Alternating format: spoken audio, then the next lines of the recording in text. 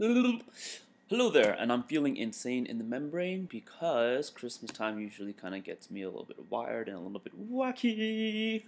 So today I'm going to articulate some thoughts about conscious dance in relation to craziness and insanity.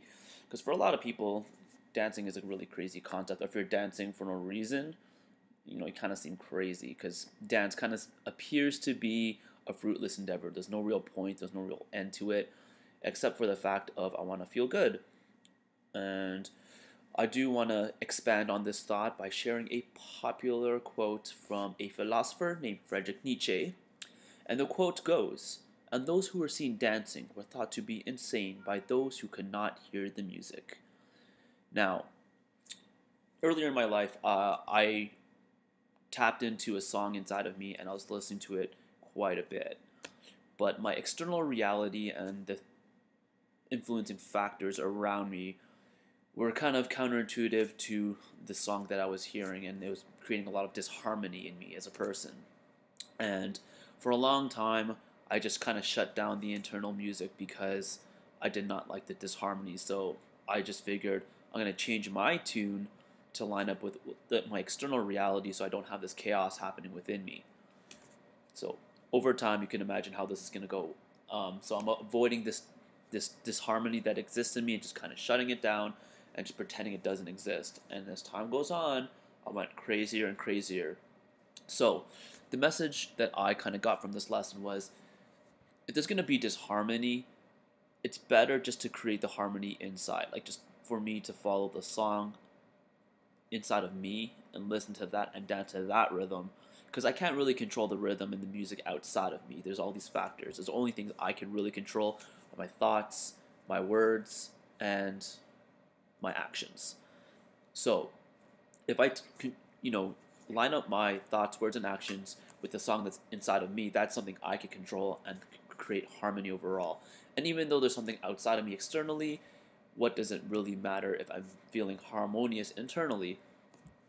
So just to kind of expand on that a little bit more, so logically, that was one of the reasons why I decided to just change my tune and go with what was happening outside of me initially, was it didn't make logical sense. I would have these like dreams, I'd have these visions and all these desires that I wanted to happen, but I didn't know how to make it happen, or it didn't make any logical sense how I could kind of make this stuff happen. But I went through some intensity through all this disharmony. I went through like a very, very intense moment in my life. And then after that, I kind of realized, hey, I'm going to follow the beat of my own drum and figure out a way to make it happen. And it took a step here, took a step there, and slowly but surely, some things kind of came into my reality and allowed the how to appear itself. And, with the proper amount of discipline and action and commitment, things elevated. So with that elevated state, I just said, hey, let's double down. Let's get it even crazier. So I just decided to move out of my hometown. I mean, there was no real specific reason.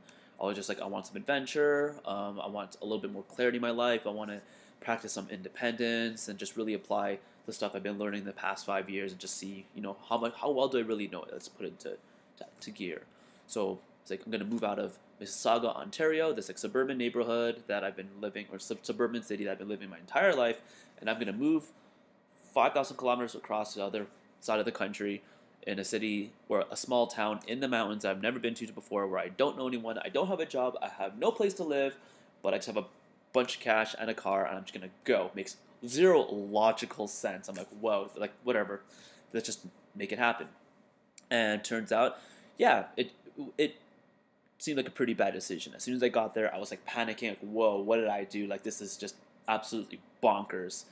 But slowly but surely, things kind of pieced together, and then I made my way to Calgary. And I've been living here for 2 years.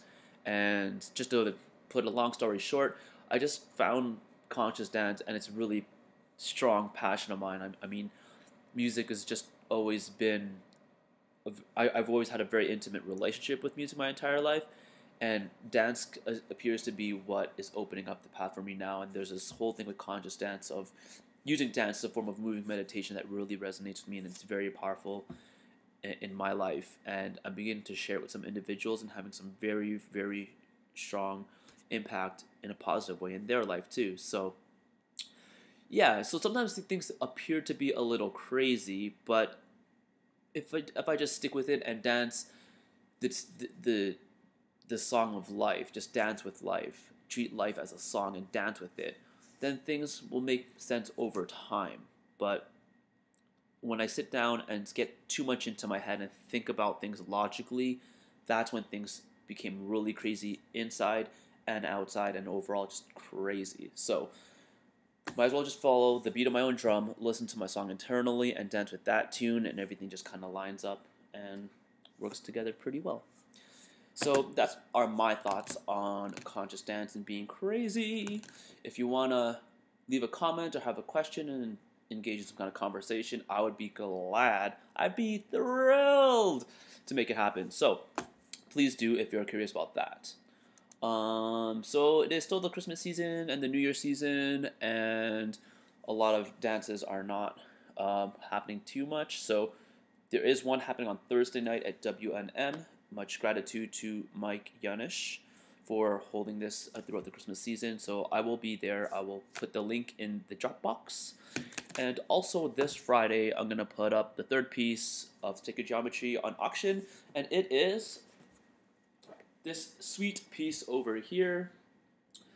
Use the circle of life, and also had a Taurus petal. It's kind of hard to see on the camera, but there's like the Taurus here and flower of life there, and it kind of emphasized some different petals and some other details, dripping stuff, and yeah, cool.